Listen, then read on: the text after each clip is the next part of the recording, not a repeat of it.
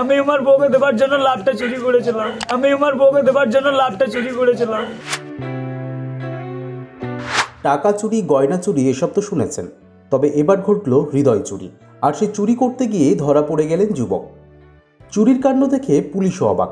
কারণটা শুনে তো চোখ কপালে পুলিশ থেকে রাজনৈতিক নেতাদের। শাস্তি দেওয়া তো দূরের কথা, চোরকে একগোছা গোলাপ কিনে দিয়ে বাড়ি পাঠিয়ে দিলেন পুলিশ।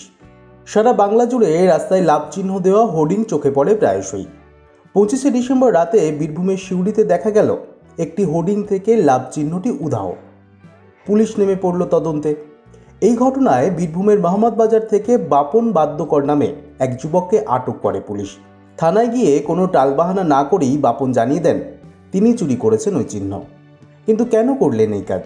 বাপনের অকপট স্বীকারোক্তি, স্ত্রীকে উপহার দেবেন বলে ওই হাট খুলে নিয়ে যাচ্ছিলেন তিনি, কিন্তু দুর্ভাগ্যবশত সেটা মাঝপথে ভেঙে যায়।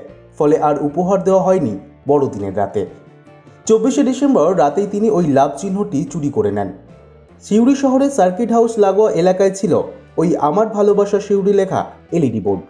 পুলিশ যুবককে শাস্তির পরিবর্তে হাতে তুলে দিলেন একগুচ্ছ গোলাপ। থানার বাইরে বেরিয়ে সেই গোলাপ বউয়ের হাতে দিয়ে প্রতিজ্ঞা করলেন আর কোনোদিনও কোনো কারণে চুরি করবেন না। স্যার, আমি ভুল করেছি, নেশার করবো না। কি করেছিলে তুমি?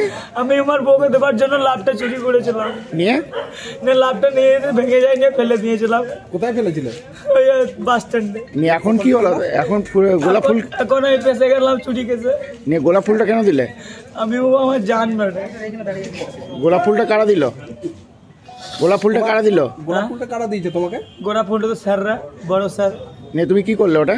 এটা আমি বউকে প্রপোজ করলাম। ঠিক আছে, তো ওই লাভ চিহ্নটা চুরি করেছিলে কেন? চুরি করেছিলাম ওর জন্য, ওকে দেবো বলে। ওই লাভটা চুরি করেছি, আমিই করেছি। ব্যুরো রিপোর্ট, বাংলা এখন।